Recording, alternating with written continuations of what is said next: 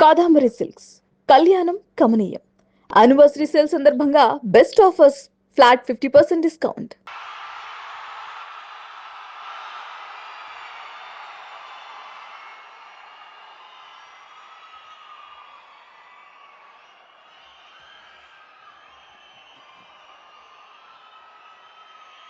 నా గుండెలో ఎప్పుడు ఉండే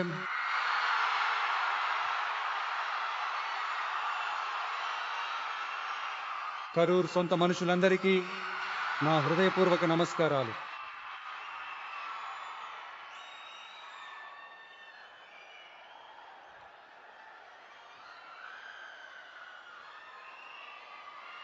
ఒక మనిషి లైఫ్లో ఎంతటి ఉన్నతమైన స్థాయికి ఎదిగినా కూడా మనసు లోపల కొన్ని బాధలు, గాయాలు అనేవి అస్సలు మర్చిపోలేం కదా. అందరి లైఫ్లోనూ అంతే, నా విషయంలోనూ అంతే.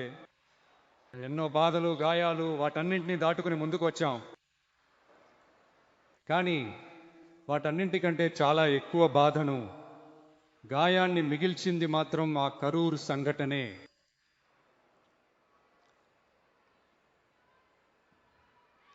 ప్రజల్ని కలవడానికి వెళ్ళినప్పుడు మనం ప్రజల్ని కలవాలి, వాళ్ళ సమస్యల గురించి మనం మాట్లాడాలి. అందుకే ఈ ప్రజలని కలిసే యాత్ర మొదలుపెట్టి తిరుచి, అరియలూర్, నాగపట్నం, తిరువారూర్, నామక్కల్, కరూర్ ఇలా అన్ని చోట్లకి వెళ్తా ఉన్నాము.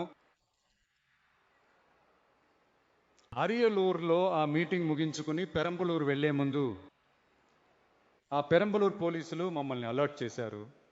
అక్కడ జనం చాలా ఎక్కువగా ఉన్నారని, చాలా టైం అయిపోయింది, ఇప్పుడు రావద్దు అని చెప్పారు. సో మాకు వేరే దారి లేదు, పోలీసులు చెప్తే మనం వినాలి కదా. అదే టైంలో పెరంబలూరు ప్రజల సేఫ్టీని కూడా దృష్టిలో పెట్టుకుని మనసులో చాలా బాధ ఉన్నా వెనక్కి వెళ్ళిపోయాము. ఆ తర్వాత పెరంబలూరు నియోజకవర్గ ప్రజలకు క్షమాపణ కూడా చెప్పాము. అలాగే నామక్కల్లో ఆ మీటింగ్ ముగించుకుని కరూరు వచ్చేటప్పుడు ఆ కరూరు పోలీసులు మమ్మల్ని అలర్ట్ చేసి ఉండొచ్చు కదా.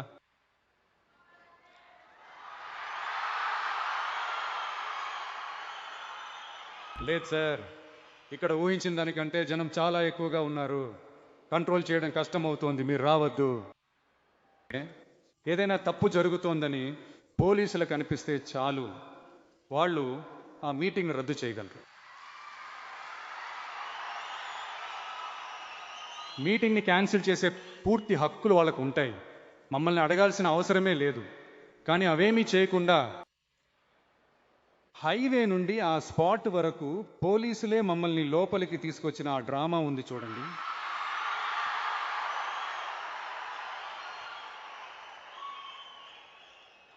నేను దాన్ని పూర్తిగా నమ్మేశాను. ఆ రోజు కరూరు పోలీసులు మాట్లాడినప్పుడు వాళ్ళకి థ్యాంక్స్ కూడా చెప్పాను. ఇలాంటి డ్రామా జరుగుతుందని నాకు తెలియదు. వీటన్నింటికి అసలు ఎవరు కారణం? ఇదంతా ఎవరు చెప్పి చేయించారు? ఇలా చేయండి, అలా చేయండి అని. ఒకవేళ అలా జరిగితే ఇలా చేయండి, ఇలా జరిగితే ఇలాంటి ఇన్స్ట్రక్షన్స్ ఇచ్చి ప్రెజర్ పెడుతున్నది ఎవరు?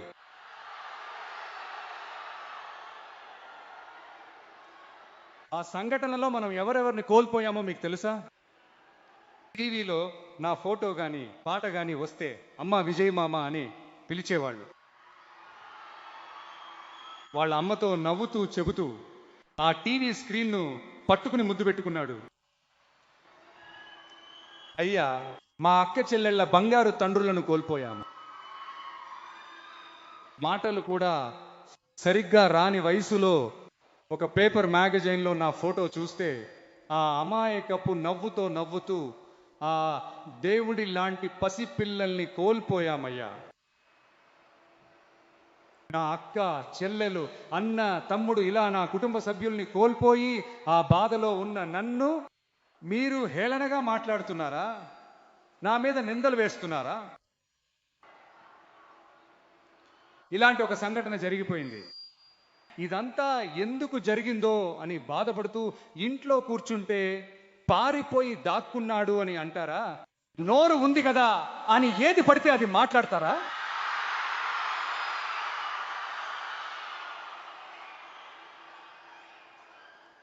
మిమ్మల్ని అడుగుతున్నా, ఆ రోజు అంతమంది జనం ఉన్నారు కదా. అదేవిధంగా ఈ ఎల్ఎన్టీ సంస్థతో 18,600 కోట్లతో 3 ప్రాజెక్టుల కోసం ఆ ఒప్పందం పైన సంతకం చేశాము. దీనివల్ల దాదాపు 8,200 మందికి ఉద్యోగ అవకాశాలు వస్తాయి.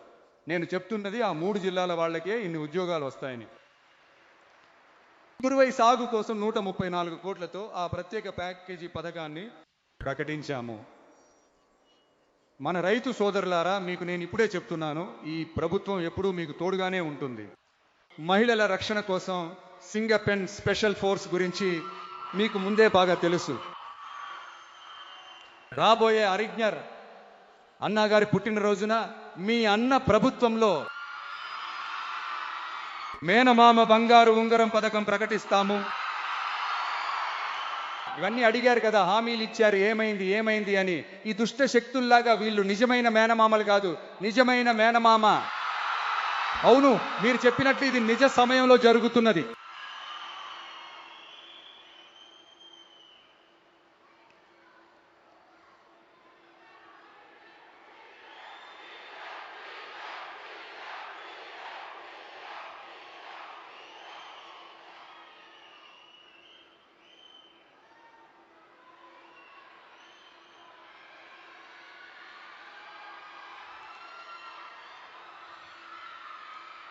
ఆ దుష్ట శక్తి గురించి,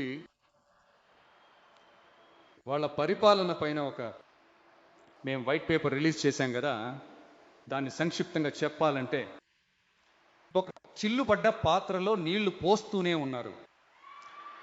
పాత్ర ఖాళీగానే ఉంది, కానీ పోసిన నీళ్ళన్నీ ఎక్కడికి వెళ్ళాయో తెలియదు. ఆ దేవుడికే తెలియాలి. అలాగే ఇప్పుడు మేము చెప్పిందంతా కేవలం ఒక శాంపిల్ మాత్రమే. రాబోయే రోజుల్లో మీ ప్రభుత్వం యొక్క ఆ విశ్వరూపాన్ని మీరు చూస్తారు. ఇక నోరు విప్పండి సీఎం గారు. వావ్, మీరు మీ సీఎం గుండెల్లో పొడిచి వచ్చారు. అది నిజంగా అద్భుతం. మాట్లాడండి మాట్లాడండి అంటారు, మాట్లాడితే లేచి వెళ్ళిపోతారు. ఇకపై మాట్లాడటం మొదలు పెట్టే ముందు ఏం చేయాలంటే, నా ఫ్రెండ్ ఒక ఆయన చెప్పాడు, గౌరవనీయులైన సభాపతి గారు అన్ని డోర్లు లాక్ చేయండి అని చెప్పి, అప్పుడు మాట్లాడాలనిపిస్తుంది. కానీ నేను మాట్లాడటం మొదలు పెట్టగానే లేచి వెళ్ళిపోతారు. 5 నిమిషాలకే కొలతూరులో కొత్తు పరోటా రెడీ అన్నట్టుగా. ఇంకా ఎక్కువ మాట్లాడితే మొత్తం అయిపోతుంది, చూసుకోండి. మనం పాలిటిక్స్ గురించి మాట్లాడితే విజయ్ అసలు పాలిటిక్స్ మాట్లాడొచ్చా అంటున్నారు. సరేలే, మనకెందుకు గొడవ, మన పని మనం చూసుకుందాం. వాళ్ళ గురించి ఎందుకులే అని ఉంటే విజయ్కి పాలిటిక్స్ మాట్లాడటం రాదంటున్నారు. ఇలా అటు ఇటు మార్చి మార్చి మేకదాటు డ్యామ్ గురించి ఏం తెలుసు, విజయ్ దాని గురించి ఎందుకు మాట్లాడలేదు అని ఇలా మనం పాలిటిక్స్లోకి వచ్చినప్పటి నుండి ఒక బ్యాచ్ వంకల మీద వంకలు పెడుతున్నారు. పాటకి పాట కచేరీ మాకు కూడా చేయడం వచ్చు, చేయమంటారా? ఈ మేకదాటు డ్యామ్ వివాదానికి సంబంధించిన కేసులో తమిళనాడు పిటిషన్ను సుప్రీంకోర్టు ఎప్పుడు రిజెక్ట్ చేసింది? అప్పుడు ఎవరు అధికారంలో ఉన్నారు? ఎందుకు సరిగ్గా వాదించలేదు? మీరు కనుక సరిగ్గా వాదించి ఉంటే అది రిజెక్ట్ అయ్యేది కాదు కదా. ఎందుకు స్టాలిన్ సార్ కావాలనే దాన్ని వదిలేశారా? అసలు ఇలాంటి ప్రశ్నలు అడగవచ్చా? ఇలాంటి ప్రశ్నలు అడిగితేనే మేకదాటు ఆనకట్ట గురించి మాట్లాడినట్టు అని అర్థమా? ఆ స్టేట్ సీఎం మాట్లాడుతున్నారు కదా, మరి మీరు ఎందుకు మాట్లాడటం లేదు అంటే, మన రాష్ట్ర హక్కులను ఎక్కడ నిలబెట్టాలో అక్కడ దానికోసం పనిచేయడం మాత్రమే ముఖ్యం. ఊరికే సవాళ్లు విసురుకుంటూ నన్ను కెలికి చూడు, నేను ఎవరో తెలుసా, నన్ను తాకి చూడు, ఇలాంటి మాటలు మాట్లాడితే పని అవ్వదు. ఊరికే మాట్లాడి మాట్లాడి సమస్యను పెంచి ఎవరి మీద ఒకరి మీద నిందలు వేసి ఆ తర్వాత ప్రజలను గాలికి వదిలేసి ఇలాగే ఒక రాజకీయం చేయాలి అంటే ఆ రాజకీయం మనకు అస్సలు అవసరం లేదు. అది మనం చేయబోము కూడా. Talk less work more mode, అంతే. అదే మన పాలసీ. అందుకే కదా అసెంబ్లీలో ప్రభుత్వ తీర్మానం అని చెప్పి ఒకటి ప్రవేశపెట్టాము. దాన్ని ఎలా ముందుకు తీసుకువెళ్లాలో అలా సరిగ్గా తీసుకువెళ్తాము. సెంట్రల్ గవర్నమెంట్ నుండి డీలిమిటేషన్ను మళ్ళీ తీసుకురాబోతున్నారని ఒక మాట వినిపిస్తోంది. ఎవరు ఏ డీలిమిటేషన్ తీసుకొచ్చినా తమిళనాడు దానికి అస్సలు ఒప్పుకోదు. మన స్థానాన్ని ఎవరూ లాక్కోలేరు. అలా లాక్కోవడానికి మనం అస్సలు ఒప్పుకోము. మనం ఇలా ఉన్నప్పుడు ఈ దుష్ట శక్తిది ఎంకే ఎక్కడికి వెళ్ళి నిలబడుతోంది, ఎవరి తలుపులు తడుతోంది, అది మీకే బాగా తెలుసు ప్రజలారా. ఈ దుష్ట శక్తి, ఈ పనికిరాని శక్తి వేరు వేరు కాదు, వీళ్ళంతా ఒకటే దొంగల ముఠా. మా మధ్య ఎలాంటి సంబంధం, బంధుత్వం లేదని వాళ్ళు చెప్పగలరా? నిరూపించగలరా? రాబోయే ఈ ఉప ఎన్నికల్లో అది నిరూపించి చూపించండి, ఆ తర్వాతే దాని గురించి మాట్లాడండి. ప్రజలారా, కరూర్ నా మనసులో ఎప్పటికీ నిలిచి ఉంటుంది. మనకు జరిగిన ఆ బాధాకరమైన సంఘటనను, మనకు వ్యతిరేకంగా జరిగిన ఆ కుట్రను, ఆ తంత్రాన్ని రాబోయే తరాలకు కూడా వాళ్ళకి ఖచ్చితంగా తెలియజేయాలి కదా. అందుకే ఇకపై ఇలాంటి రాజకీయ కుట్రల గురించి ఎవరు అసలు ఆలోచించకూడదనే ఉద్దేశంతోనే కరూరులో మన టీవీకే పార్టీ తరపున ఒక స్మారక చిహ్నాన్ని ఏర్పాటు చేస్తామని ఇక్కడ ప్రకటిస్తున్నాం. ఆ తర్వాత కరూరు నుండే తమిళనాడు ప్రజలందరికీ ఒక మాట చెప్తున్నాను. మీ టీవీకే ప్రభుత్వం మీకోసమే నిరంతరం పనిచేస్తుంది. ముందుగా ప్రజల కనీస అవసరాలను తీర్చాలి. ఒకవైపు ఆర్థిక పరిస్థితిని చక్కదిద్దుకుంటూనే మరోవైపు మనం చెప్పుకున్న వాటిలో ప్రయారిటీ చూసుకుని ఒక్కొక్కటిగా స్టెప్ బై స్టెప్ పూర్తి చేయడానికి ట్రై చేస్తాం. ఇది ఎప్పుడూ మీకోసమే ఉండే ప్రభుత్వమే అయి ఉంటుంది. ఈ విజయ్ ఎప్పుడూ మీ విజయ్గానే ఉంటాడు. మీరు పూర్తి హక్కుతో మీ గవర్నమెంట్ను సంప్రదించవచ్చు, మీ హక్కు అది. ఈ దుష్ట శక్తి పాలన ముగిసి మట్టిలో కలిసిపోయినప్పటి నుండి వాళ్ళు ఏవేవో చేస్తున్నారు, ఏదేదో మాట్లాడుతున్నారు, సోఫా అంటున్నారు, వాషింగ్ మెషిన్ అంటున్నారు. ఈ రాజకీయ వ్యాపారం చేయడానికి అసలైన వెండింగ్ మెషిన్లే వాళ్ళు. అసలు ఆ వెండింగ్ మెషిన్లే వాళ్ళు ఎవరు? ఈ డిఎంకే వాళ్ళు. మనల్ని చూసి వాషింగ్ మెషిన్ అని అంటున్నారు.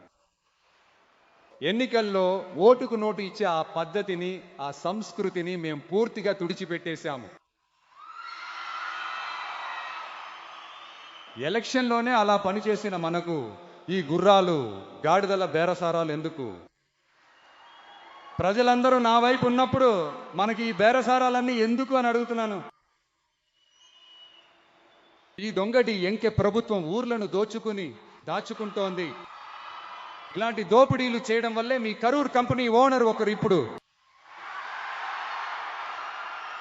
ఎక్కడ ఉన్నాడో కూడా తెలియకుండా పరిగెత్తు పరిగెత్తు పరిగెత్తు పరిగెత్తు పరిగెత్తు పరిగెత్తు చూడు, వేటగాడు వస్తున్నాడు, పరిగెడుతూనే ఉన్నాడు. ఇంకొకరు విదేశాలకు పారిపోయారు. విదేశం అనగానే స్టాలిన్ గారు అనుకోవద్దు, ఆయన కాదు. నాకు స్టాలిన్ గారిపై ఎప్పుడూ ప్రత్యేక అభిమానం ఉంటుంది. ఆయన కాదు, ఈయన వేరే. సింగపూర్కి చెకప్ కోసం వెళ్ళారు చూడండి, ఆయనే. ఇంకా తవ్వుతుంటే ఎంతమంది దొరుకుతారో ఏమో తెలియదు. మీ దగ్గర ఎవరైనా లంచం అడిగితే ఇవ్వలేమని చెప్పండి, నేను మీతో ఉన్నాను. అలాగే ఎవరైనా ఫోర్స్ చేస్తే ఇది మా కొడుకు, మా బిడ్డ, మా అన్న, మా తమ్ముడు, మా విజయ్ పాలన అని చాలా బలంగా చెప్పండి. ప్రజలారా, మీరు తోడినప్పుడు లంచం అవినీతి కాదు. అధికారాన్ని అడ్డం పెట్టుకుని ఆటలాడే ఎవరైనా సరే అణిగిపోతారు. ఒకనొకప్పుడు డ్యూటీ, డిగ్నిటీ, డిసిప్లిన్ వంటి సిద్ధాంతాలతో ఉన్న పార్టీలన్నీ ఈరోజు అసలు ఎలా ఉన్నాయో మీకే బాగా తెలుసు. అంటే ఈ టీవీకే పార్టీ అధ్యక్షుడిని వ్యతిరేకించడంలో ఒక న్యాయం అయితే ఖచ్చితంగా ఉంది. ఎందుకంటే ఆయన మీ పొట్ట కొట్టాడు కాబట్టి. ఈ అవినీతి, లంచగొండితనం అస్సలు చేయనని చెప్పి మీ రాజకీయాన్ని రోడ్డు మీదకి తెచ్చాడు.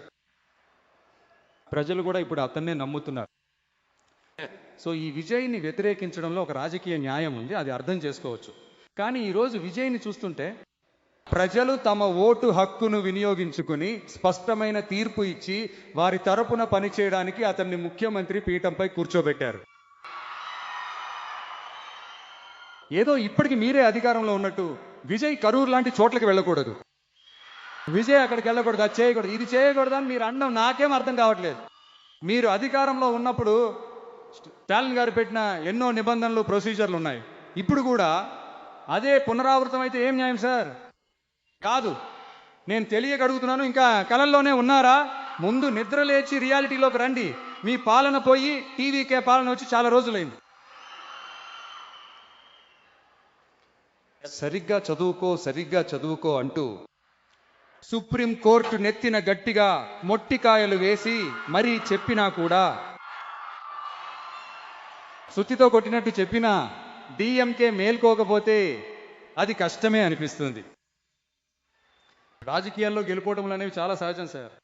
దానికోసం ఇలా పదవి పిచ్చితో కొట్టుకోవాల్సిన అవసరం అస్సలు లేదు. మంచిగానే చెప్తున్నాను, న్యాయమైన రాజకీయం చేయండి. ఓ అది మీకు తెలియదు కదా.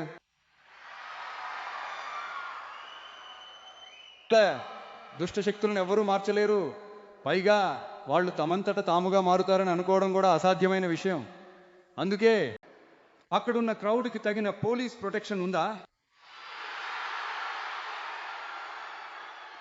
ఈ ప్లేస్ తీసుకోమని మేమే చెప్పామని ఒక పోలీస్ ఆఫీసర్ ఇంటర్వ్యూ ఇస్తున్నారే, దానికి అర్థం ఏంటి? ఇంత బాధని ఇన్ని గాయాల్ని మాకు ఇచ్చి ఆ నిందను మా మీద వేసి అందులో రాజకీయ లబ్ధి పొందుతున్నారే, అది కరెక్టేనా? అసెంబ్లీలో స్టాలిన్ గారు మాపై నిందలు వేసి రాజకీయం చేస్తున్నారు, దీనికి అర్థం ఏంటి? మన కోసం వచ్చిన ప్రజల్ని ఇబ్బంది పెట్టి వాళ్ళని వేచి ఉండేలా చేసి లాభం పొందే రాజకీయ నాయకుడిని మాత్రం నేను అస్సలు కాదు. ప్రజల కోసమే రాజకీయాల్లోకి వచ్చిన వాడు ఈ విజయ్. నాకన్నీ ఇచ్చిన నా ప్రజల కోసం నాకున్న అన్నింటినీ వదిలేసి కేవలం ప్రజల కోసమే రాజకీయాల్లోకి వచ్చిన వాడు ఈ విజయ్. వాళ్ళకి నా కృతజ్ఞతను తీర్చుకోవడానికే రాజకీయాల్లోకి వచ్చిన వాడు ఈ విజయ్. మీకు ఈ విజయ్ గురించి ఇప్పటికే బాగా తెలుసు కదా. కానీ మనందరికీ ఇన్ని బాధలు గాయాలు ఇచ్చిన వాళ్ళకి ఈ 2026 ఎన్నికల్లో గట్టి బుద్ధి చెప్పారు. కానీ అది మాత్రమే సరిపోదు ప్రజలారా, అది మాత్రమే సరిపోదు. ఎప్పటికీ మళ్ళీ వాళ్ళు కోలుకోలేనంతగా ఒక శాశ్వతమైన బుద్ధిని మీరు వాళ్ళకి ఎప్పుడూ చెప్తూనే ఉండాలి.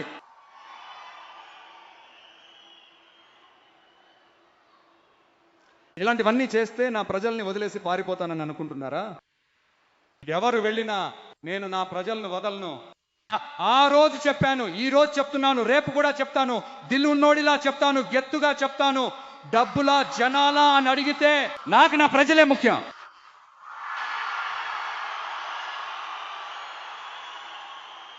ప్రజలారా, మీకన్నా ఈ డబ్బే నాకు ముఖ్యమా? మన మీద ఇన్ని నిందలు వేస్తున్నారే, ఇప్పుడు నేను చెప్పినట్టు వాళ్ళు ఓపెన్ గా చెప్పగలరా? ఆ దమ్ము ఉందా? ఆ ధైర్యం ఉందా? అస్సలు లేదు. కానీ మన ప్రజలు ఏర్పాటు చేసిన మన ప్రభుత్వం మీద తప్పుల్ని మాత్రం డిజైన్ గా రకరకాలుగా వెతుకుతూనే ఉంటారు. ప్రతి విభాగంలోనూ ఆ పార్టీ ఫండ్,